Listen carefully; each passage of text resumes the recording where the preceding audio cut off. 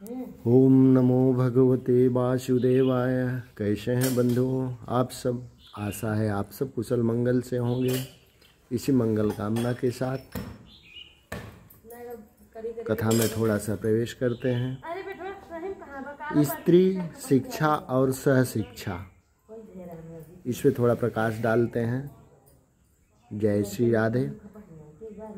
बंधुओं, प्रायः सभी धार्मिक तथा विद्वान महानुभावों का यह मत है कि वर्तमान धर्महीन शिक्षा प्रणाली हिंदू नारियों के आदर्श के सर्वथा प्रतिकूल है। फिर जवान लड़के लड़कियों का एक साथ पढ़ना तो और भी अधिक हानिकारक है।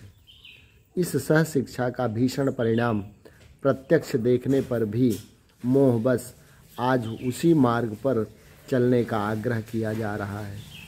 इसका कारण प्रत्यक्ष है। बंधुओं, जिन बातों को हमारे यहाँ पतन समझा जाता है, वही बातें आज के जगत की दृष्टि में उत्थान या उन्नति के चिन्ह मानी जाती हैं। पश्चिमी सभ्यता का आदर्श आज हमारे हृदयों में सबसे ऊंचा आसन प्राप्त कर चुका है। अतएव अंधे होकर उसकी ओर स्वयं अग्रसर होना और दूसरों को ले जाने की चेष्टा करना स्वाभाविक ही है। पहले सामान्य शिक्षा पर कुछ विचार करें। शिक्षा का साधारण उद्देश्य है मनुष्य के अंदर छिपी हुई पवित्र तथा अभ्युदयकारिणी शक्तियों का उचित विकास करना। परंतु क्या पुरुष और स्त्री में शक्ति एक सी है? क्या पुरुष और स्त्री की शक्ति के विकास का क्षेत्र एक ही है? क्या सब बातों में पुरुष के समान ही स्त्री को शिक्षा ग्रहण करने की आवश्यकता है? गहराई से विचार करने पर स्पष्ट उत्तर मिलता है, नहीं। दोनों की शरीर पर रचना में भेद है, दोनों के कार्यों में भेद है, दोनों के हृदयों में भेद है और दोनों के कर्म क्षेत्र भी विभिन्न हैं। अतः इस भेद को ध्यान में रखकर ही शिक्षा की व्यवस्था करनी चाहिए। बंधुओं, इस प्रकृति वैचित्र्य को मिटाकर आज हम प्रमादवश स्त्री पुरुष को सभी कार्यों में समान देखना चाहते हैं। इस असंभव साम्यवादी की मोहिनी आशा ने हमारी मति को तमसाछन्न कर दिया है। इसी से हमें आज प्रत्यक्ष भी अप्रत्यक्ष हो रहा है। ध्यान से देखने पर बंधुओं, दोनों में दो प्रकार की शक्तियाँ माननी पड़ती हैं और दोनों के दो क्षेत्र भी साबित होते हैं। स्त्रियों के क्षेत्र हैं घर और पुरुष का क्षेत्र है बाहर। स्त्री घर की स्वामिनी है, पुरुष बाहर का मालिक है। घर और बाहर से यह मतलब नहीं कि स्त्री सदा घर के अंदर बंद रहे और पुरुष सदा बाहर ही रहे। स्त्री पुरुष दोनों मिलकर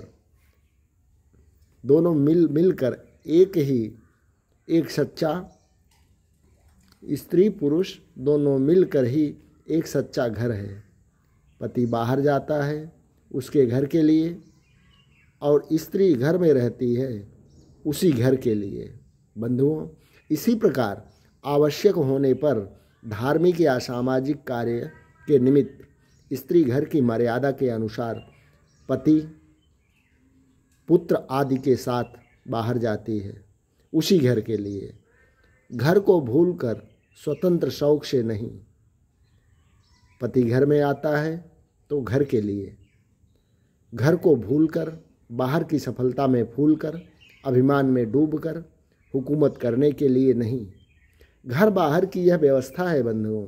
जाना आना, मिलना जुलना, कमाना खाना, पाठ पूजन, दान पुण्य, आचार व्यवहार, सब इस एक ही घर को सुरक्षित और समुन्नत बनाने के लिए है। बंधुओं, स्त्री में जो मातृत्व है, स्त्री को मातृत्व में जो सुख है, घर की स्वतंत्रता में जो आनंद है, वह दफ्तर की कलकों में कहाँ से मिलेगा।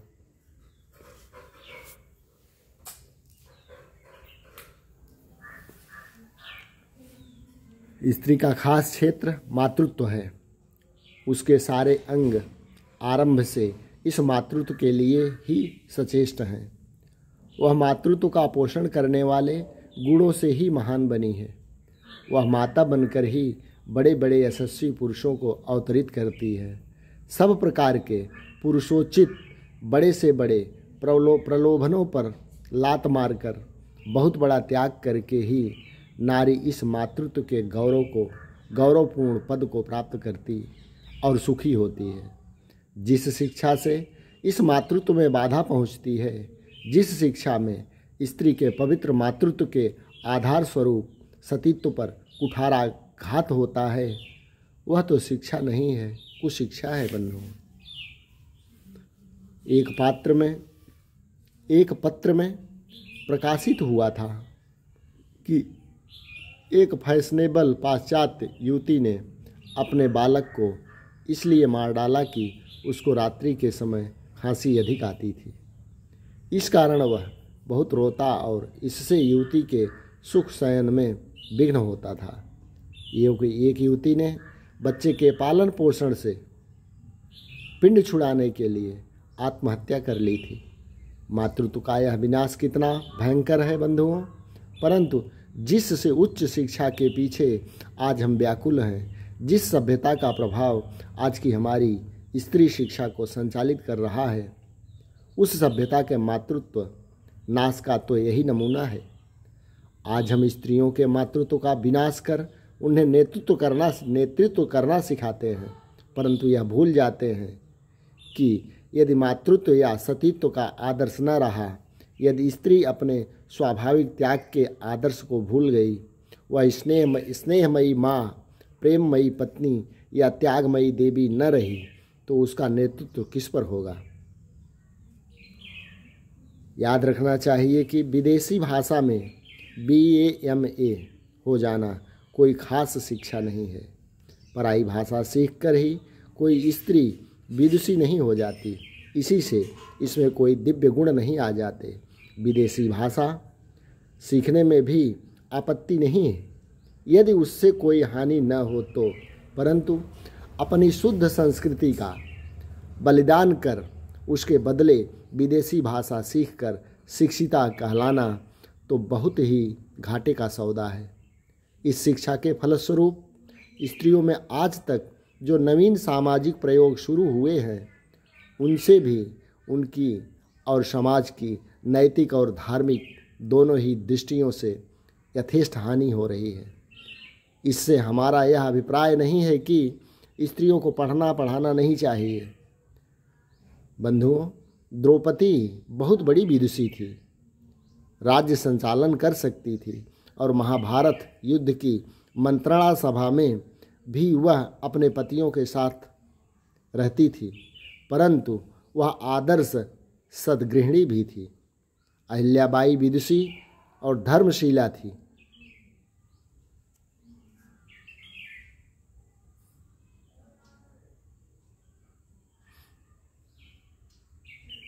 अतएव सद्गुणी होकर ही स्त्रियां विदुषी बने, ऐसी ही पढ़ाई की आवश्यकता है। इस दृष्टि से आज की यूनिवर्सिटियों की शिक्षा नारी जाति के लिए निरर्थक ही नहीं वरम अत्यंत हानिकर हैं। जो शिक्षा स्त्रियों के स्वाभाविक गुण मातृत्व, सतीत्व, सद्गृहिणीपन, शिष्टाचार और स्त्रियोचित हार्दिक उपयोगी सौंदर्य माधुर्य को नष्ट कर देती हैं, उसे उच्च शिक्षा कहना सचमुच बड़े ही आश्चर्य की बात है। जिस विद्या से सद्गुण रह सके और बढ़ सके, उसी विद्या को पढ़कर नारियों को विदुषी बनना चाहिए और इसी की आवश्यकता भी है। शिक्षा यथार्थ वही है जिससे संस्कृति की रक्षा तथा सद्गृहिणों का विकास हो। यह जिसमें हो वही सुशिक्षिता है। इसलिए वर्तमान स्त्री शिक्षा में आमूल परिवर्तन होना चाहिए और ऐसी शिक्षा पद्धति बननी चाहिए जिससे नारी को अपने स्वरूप तथा कर्तव्य का यथार्थ ज्ञान हो। अब सह शिक्षा पर विचार कीजिए बंधुओं। स्त्रियों में बहुत से स्वाभाविक गुण हैं। उन्हीं गुणों के कारण वे महान पुरुषों की माताएं बनती हैं। उन्हीं गुणों का विकास करना स्त्री शिक्षा का उद्देश्य होना चाहिए। परंतु साथ ही यह भी याद रखना चाहिए कि जो चीज़ जितनी बढ़ी चढ़ी होती है बंधुओं, वह उल्टे मार्ग पर चले तो उससे हानि भी उतनी ही अधिक होती है। जय जय श्री राधे। ओम नमो भगवते वासुदेवाय।